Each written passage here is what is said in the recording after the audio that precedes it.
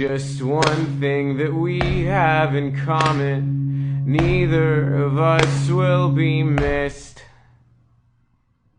St. Bernard sits at the top of the driveway.